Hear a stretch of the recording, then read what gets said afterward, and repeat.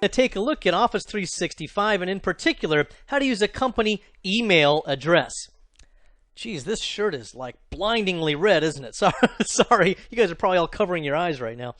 Anyway, we're going to address this, but I do want to point out as well, if you're really strictly interested in the 70-697 exam objectives, this isn't part of the exam objectives, but I'm putting it into this series anyway because this nugget and the next one are still pretty important for actual practical functionality of an Office 365 environment for your company. Let's go ahead and get started. All right, one of the main concerns people have when they go to Office 365 is that they have an inconsistency with their email addresses. Let me show you what I mean. So here's my trainer account, for example, and it's a member of a domain. We're looking at Active Directory users and computers in the domain of jamesconrad.photos. I'm not trying to be self-promoting, but the demos that I'm going to show here and probably in the next nugget, I have to own the domain that I'm about to show you here. So I happen to own that domain, so that's why I'm showing you this. But here you notice that the email for this account is trainer@jamesconrad.photos. Okay. And we also have under the account tab here, trainer@jamesconrad.photos as the user principal name. Normally, it's good practice to make the user principal name, or UPN, match the email address that we saw on the previous tab. So this is consistent. You know, it's easy to remember. Trainer@jamesconrad.photos. I don't have multiple email addresses to have to memorize or anything like that, right? Well, maybe I actually do. Because let's go ahead and take a look at my portal here, where I've gone to Microsoft Office 365 Outlook. And in here, we can see that if I were to create a new email address, you know, I can't really see who these are addressed to, you know, just at the first glance. Or if I were to create an email, they would be sent from. But if I go to new, and then I go up here to the ... over here, and I say show from, we can see that it's coming from trainer@accusource01.onmicrosoft.com. Well, for your users, that's confusing because they have no idea. They didn't even know they worked for onmicrosoft.com. That doesn't sound anything like the email address that they are aware of. So I'm going to go ahead and discard this because we're going to take a look at how to fix this. Also, if I take a look at one of these emails, I can go to where it says to over here, and then it'll show me again when we take a look at this who the email address is, trainer@accusource01.onmicrosoft.com. Once again, really not helpful. My users aren't going to like that very much. So I'm going to go back over here to the admin portal to try to take a look at a solution for this, because our objective, of course, will be that we want them to have only their company email that they have to work with. Now, there's a couple of different ways of making that work. One, you could go to the setup item right here, and it will just take you through the whole setup process. What we want to do is to verify the domain, and that really means to verify that we own the domain or that we have the authority to be able to make changes to the domain. What's going to happen here is that there are going to be DNS records stored in DNS and in publicly accessible internet DNS servers that will point the name of our domain for email to Office 365 now.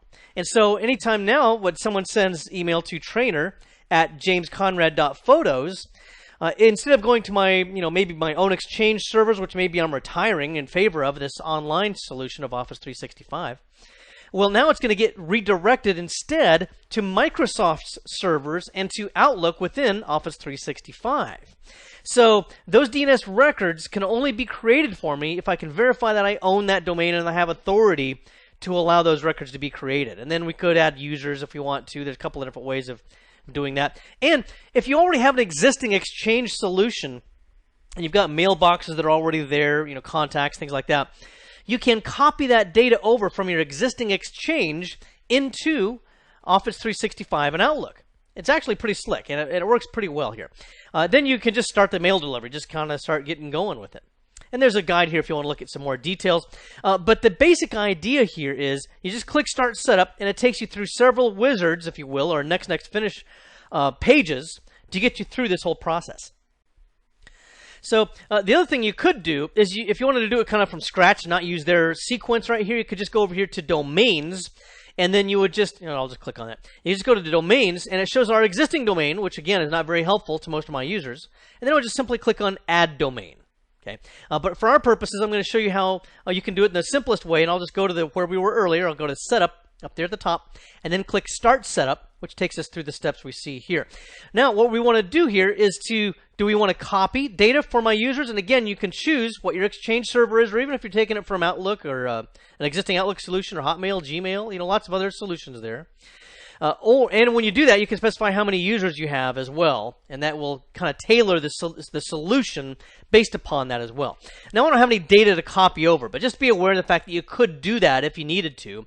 And then as we click on Next here, we get the next step here, which is where we want to work with our DNS. So I'm going to click on Let's Get Started down here at the bottom, and I'm going to enter in the domain that I own, jamesconrad.photos.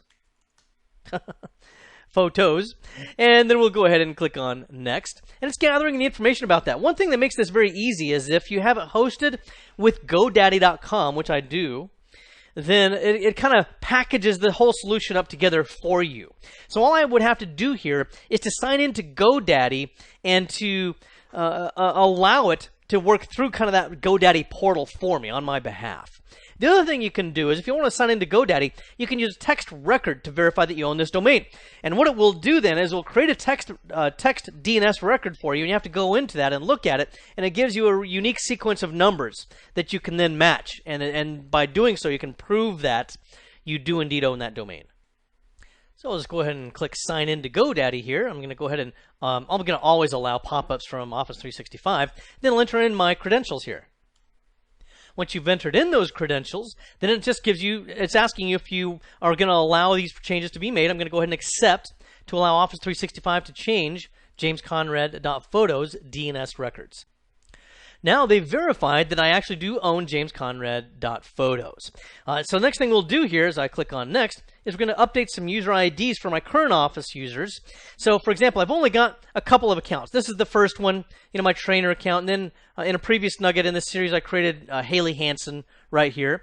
I might have dozens or hundreds of users or even thousands. You can click the check all item here if you want to as well. But I'm going to use these selected users, and you probably will want to try this on a smaller scale first before you roll this out in a big deployment. But I'm going to go ahead and update these selected users. What that's going to do is it's going to take their current user ID, which is what we've been working with. That's kind of what the hassle is on Microsoft.com.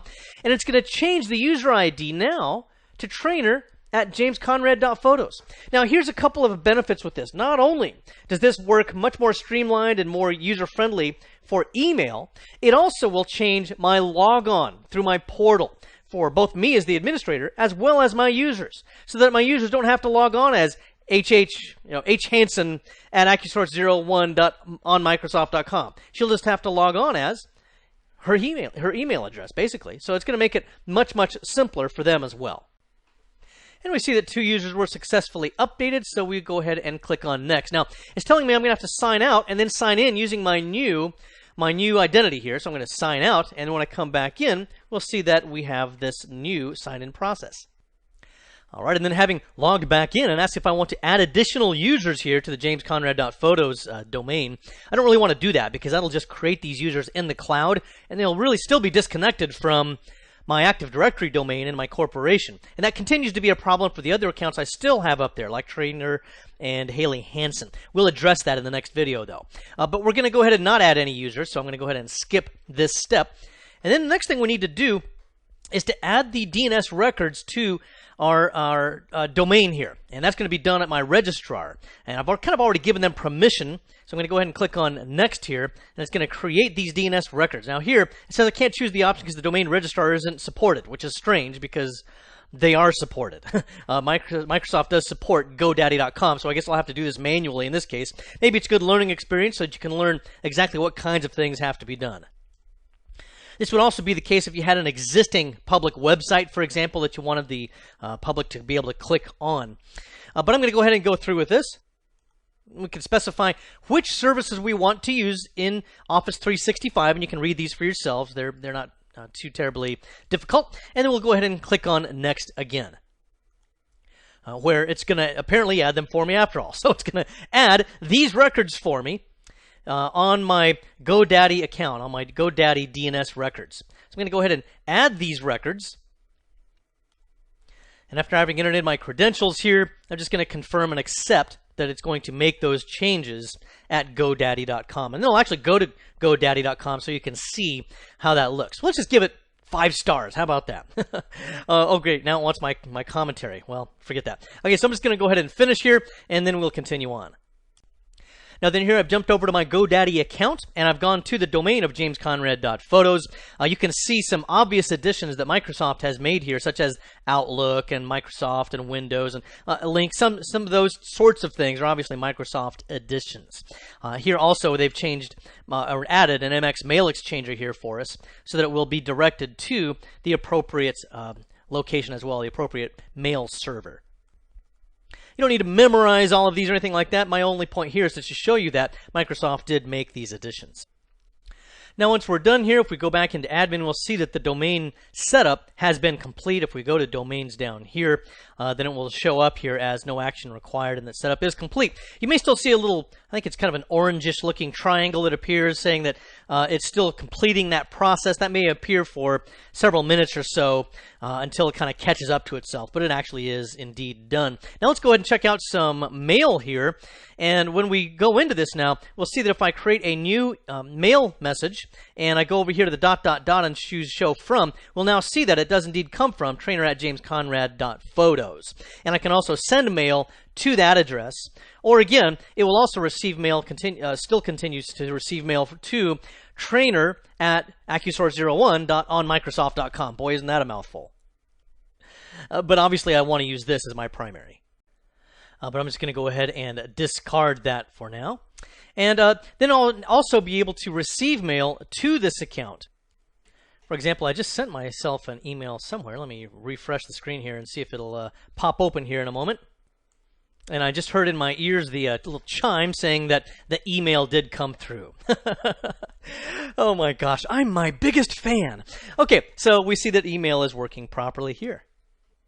In this nugget, we took a look at using Office 365 with a company email address. I hope this has been informative for you, and I'd like to thank you for viewing.